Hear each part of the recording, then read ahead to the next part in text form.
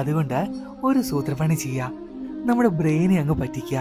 എങ്ങനെയാണെന്നോ നിങ്ങൾക്ക് തന്നെ ഒന്ന് പരീക്ഷിച്ച് നോക്കാവുന്നതാണ്. വളരെയേറെ സങ്കടപ്പെട്ടിരിക്കുന്ന സമയത്ത്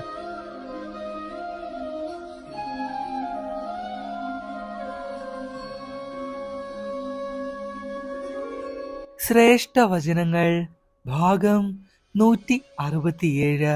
എല്ലാം കാണുന്ന ഒരു അദൃശ്യ ശക്തി ഈ ഭൂമിയിലുണ്ട്. ആയതിനാൽ ഒരിക്കലും നീ സങ്കടപ്പെടേണ്ടതില്ല. ഹരേ കൃഷ്ണ.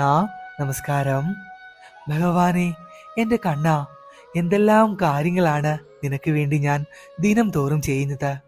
ഒരുപാടുകളായ വഴിപാടുകളും പൂജകളും ദാനധർമ്മങ്ങളും ചെയ്യുന്നു. എന്നിട്ട് എന്താണ് ഞാൻ ആഗ്രഹിക്കുന്ന കാര്യങ്ങളൊന്നും എനിക്ക് നടത്തി തരാത്തത്? ഇതുപോലെ പ്രാർത്ഥിക്കാത്ത ഭക്തജനങ്ങൾ വളരെ ചുരുക്കമാണ് എന്ന് വേണമെങ്കിൽ പറയാം. ശരിക്കും ഇങ്ങനെയാണോ പ്രാർത്ഥിക്കേണ്ടത്? നാം ആഗ്രഹിക്കുന്ന കാര്യങ്ങൾ സാധ്യമാക്കുന്നതിനായി ഈ പ്രാർത്ഥനകൾക്ക് പുറമെ എന്തെല്ലാം കാര്യങ്ങളാണ് നാം ചെയ്യേണ്ടത്? അതേക്കുറിച്ചൊക്കെയാണ് കേട്ടോ ഇന്നത്തെ ഈ വീഡിയോ. ഒരുപാട് നാളുകളായി വീഡിയോകളും വിഷയങ്ങളൊക്കെ തിരഞ്ഞെടുത്തിട്ട് എന്ന് ഞങ്ങൾക്കറിയാം.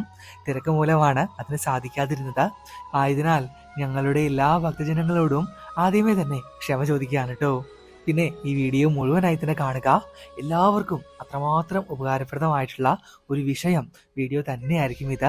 മാത്രമല്ല, ഒരുപാട് നാളായല്ലോ, അപ്പോൾ ഇപ്പോൾ തന്നെ ചെറുതായിട്ടൊന്ന് ലൈക്ക് ചെയ്യുന്ന കാര്യം കൂടി പരിഗണിക്കാട്ടോ.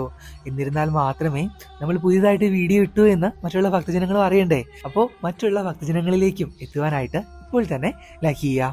ശരി, അപ്പോൾ ഒട്ടും ദീർഘിപ്പിക്കുന്നില്ല, ഭഗവാന്റെ നാമത്തിൽ തന്നെ നമുക്ക് തുടങ്ങാം. തുടക്കം തന്നെ ഒരാശയത്തിൽ നിന്നാകാം അല്ലെ?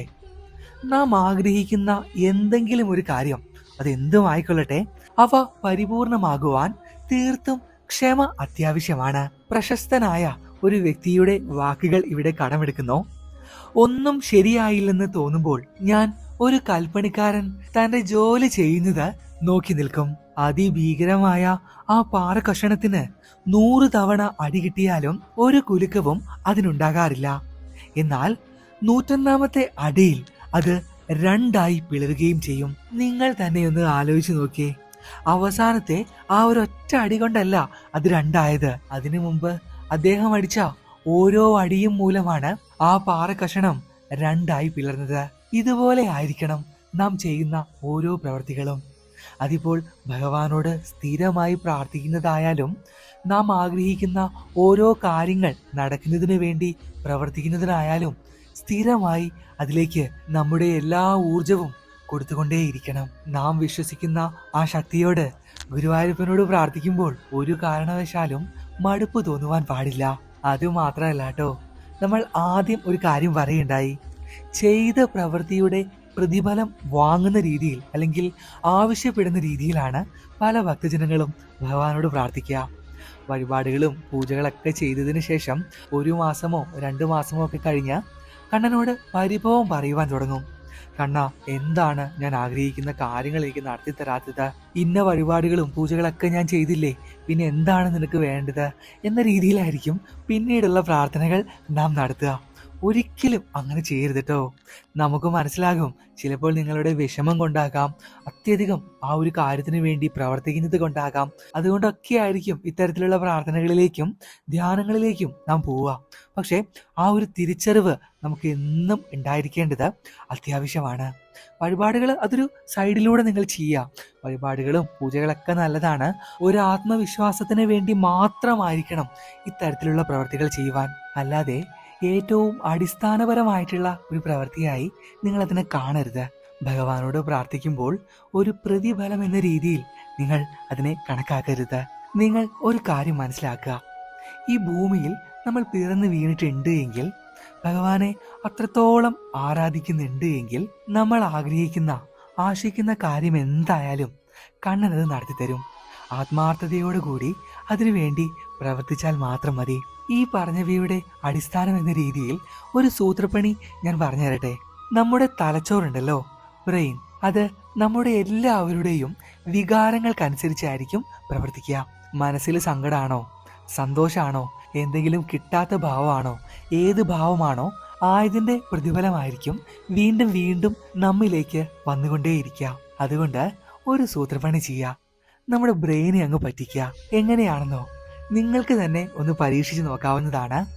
വളരെയേറെ സങ്കടപ്പെട്ടിരിക്കുന്ന സമയത്ത് അല്ലെങ്കിൽ സന്തോഷിച്ചിരിക്കുന്ന സമയത്ത്, അതിപ്പോൾ തന്നെ ആയിക്കൊള്ളട്ടെ, നേർ വിപരീതമായിട്ട് ചെയ്യാം. സങ്കടപ്പെട്ടിരിക്കുമ്പോൾ മുഖം ഒന്ന് ചിരിക്കുന്ന ഭാവത്തിലേക്ക് മാറ്റുക. ഒന്ന് പുഞ്ചിരിച്ചു നോക്കൂ. അപ്പോൾ തന്നെ ആ പോസിറ്റീവ് ഊർജം നമുക്ക് മനസ്സിലാക്കുവാനായി സാധിക്കും. നിങ്ങൾ പുഞ്ചിരിക്കുമ്പോൾ നിങ്ങളുടെ തലച്ചോറിലേക്ക് ചെല്ലുന്ന സന്ദേശം എങ്ങനെയാണെന്നോ, ഇവൻ വല്ലാതെ സന്തോഷിച്ചിരിക്കുകയാണ്, അപ്പോൾ വീണ്ടും വീണ്ടും ഇവന് സന്തോഷം കൊടുക്കാം അല്ലെങ്കിൽ അഭിവൃദ്ധി കൊടുക്കാം എന്ന രീതിയിലായിരിക്കും നമ്മുടെ തലച്ചോറ് പ്രവർത്തിക്കുക. ഇനി സങ്കടപ്പെട്ടിരിക്കുകയാണെങ്കിലോ, ഇവൻ സങ്കടത്തിലാണ്, അപ്പോൾ പിന്നെയും അത് തന്നെ കൊടുത്തേക്കാം എന്ന രീതിയിലാണ് ഇവ പ്രവർത്തിക്കുന്നത്. ഒന്ന് പരീക്ഷിച്ചു നോക്കുക കേട്ടോ. ഇപ്പോൾ തന്നെ അത് ചെയ്തുകൊള്ളൂ, ഒന്ന് പുഞ്ചിരിച്ചുകൊള്ളൂ. അപ്പോൾ നിങ്ങൾക്ക് അതിൻ്റെ മാറ്റം മനസ്സിലാക്കുവാനായി സാധിക്കും. ഇതേ കാര്യത്തിൽ തന്നെ നമ്മൾ ആഗ്രഹിക്കുന്ന, അത്രമേൽ മോഹിച്ചിരിക്കുന്ന എന്തെങ്കിലും ഒരു വസ്തു, കാര്യം സാധിക്കുന്നതിന് വേണ്ടിയും ഉപയോഗിക്കാവുന്നതാണ്. പ്രാർത്ഥിക്കുന്ന വേളയിൽ, ധ്യാനിച്ചിരിക്കുന്ന സമയത്ത് അവ കിട്ടി എന്ന രീതിയിൽ നമ്മുടെ മനസ്സിനെ, നമ്മുടെ ഭാവത്തെ മാറ്റിയെടുക്കുക.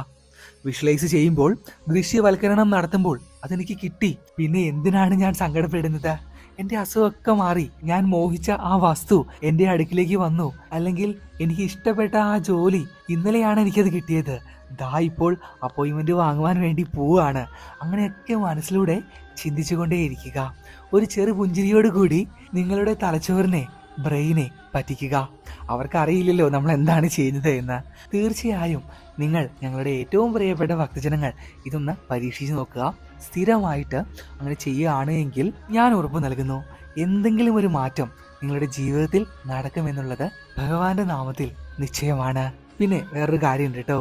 ഇന്നത്തെ ഈ ആശയം ഞാൻ കടമെടുത്തിരിക്കുന്നത് ഒരു അമൂല്യമായ ഗ്രന്ഥത്തിൽ നിന്നാണ്. ലെന എന്ന് പറയുന്ന ആക്ട്രസിനെ അല്ലെങ്കിൽ നടിയെ എല്ലാവർക്കും അറിയാലോ. അദ്ദേഹം ഒരു ഓട്ടോബയോഗ്രഫി എഴുതിയിട്ടുണ്ട്, ദൈവത്തിന്റെ ആത്മകഥ എന്ന് പറഞ്ഞിട്ട്. ഏറെക്കുറെ പകുതിയും ആത്മീയമായിട്ടുള്ള കാര്യങ്ങളാണ് അതിൽ കുറിക്കുന്നത്. കുറച്ച് കഷ്ടപ്പെട്ടിട്ടാണ് ഞാനത് വായിച്ച് അതിനുള്ളിലുള്ള ആശയങ്ങളൊക്കെ മനസ്സിലാക്കിയെടുത്തത്. ഇതാ ഇപ്പോൾ കഴിഞ്ഞേ ഉള്ളൂ കേട്ടോ. കഴിഞ്ഞ ദിവസങ്ങളിലാണ് ആ ഗ്രന്ഥം വായിച്ചു കഴിഞ്ഞത്. അതിൽ നിന്ന് ലഭിച്ചിട്ടുള്ള ഓരോ ആശയങ്ങളും കടം കൊണ്ടിട്ടാണ് ഈ വീഡിയോ ഞങ്ങളുടെ പ്രിയപ്പെട്ട ഭക്തരിലേക്ക് എത്തിച്ചത്. തീർച്ചയായും സമയം കിട്ടുമ്പോൾ അതൊന്ന് വാങ്ങി വായിക്കുക കേട്ടോ. ഗ്രന്ഥങ്ങൾ അതെന്തും ആയിക്കൊള്ളട്ടെ, തീർച്ചയായും വായിക്കുക. എന്തെങ്കിലും ഒന്ന് അതിൽ നിന്നും ലഭിക്കാതെ ഇരിക്കുകയില്ല. ഇനിയും എല്ലാ ദിവസവും ഇതേപോലെയുള്ള വിഷയങ്ങളുമായിട്ട് നമുക്ക് കാണാട്ടോ. പുതിയ പുതിയ ഗ്രന്ഥങ്ങളും പരിചയപ്പെടുത്താം. പിന്നെ സ്റ്റോറിലേക്ക് മെസ്സേജ് അയക്കേണ്ടതില്ല. സ്റ്റോറിൽ ഇത്തരത്തിലുള്ള ഗ്രന്ഥങ്ങളില്ല, ആധ്യാത്മിക ഗ്രന്ഥങ്ങൾ മാത്രമേ ഉള്ളൂ. നാരായണീയം, ഭഗവത്ഗീത മുതലായ ഗ്രന്ഥങ്ങളേ ഉള്ളൂ.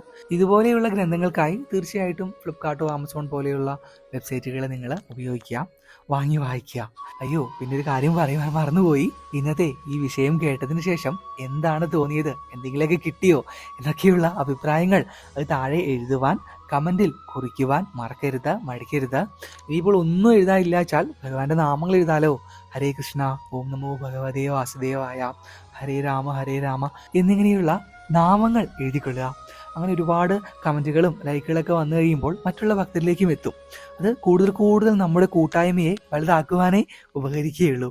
ശരി, അപ്പോൾ കൂടുതലായിട്ടൊന്നും പറയുന്നില്ല. നാളെ മുതൽ ഇടുന്ന വീഡിയോകൾക്ക് നമ്മൾ സ്പോൺസറിങ് ഉൾപ്പെടുത്തുന്നതാണ്. ഇന്നത്തെ ഈ വീഡിയോയ്ക്ക് ഉൾപ്പെടുത്തിയിട്ടില്ല, കാരണം ഒരുപാട് നാൾക്ക് ശേഷം ചെയ്ത വീഡിയോ ആണല്ലോ. നാളെ മുതൽ ഭക്തർക്ക് പ്രിയപ്പെട്ട ദിവസങ്ങളും അങ്ങനെയുള്ള കാര്യങ്ങൾ ജീവിതത്തിലൂടെ കടന്നു വരികയാണ് എങ്കിൽ ഗ്രന്ഥദാനത്തിലൂടെയും ഇതുപോലെയുള്ള വീഡിയോ സ്പോൺസറിങ്ങിലൂടെയും ഞങ്ങൾ അത് മറ്റുള്ള ഭക്തരിലേക്ക് വീഡിയോകളായിട്ട് എത്തിക്കുന്നതായിരിക്കും കേട്ടോ. ശരി, അപ്പോൾ കൂടുതലായിട്ടൊന്നുമില്ല. എത്രയും പെട്ടെന്ന് തന്നെ അടുത്ത ക്ഷേത്ര വീഡിയോകളും ഇതേപോലെയുള്ള കൂടുതൽ അറിവുകളും ഭഗവാന്റെ വഴിപാട് കാര്യങ്ങളൊക്കെ ആയിട്ട് നമുക്ക് കാണാം.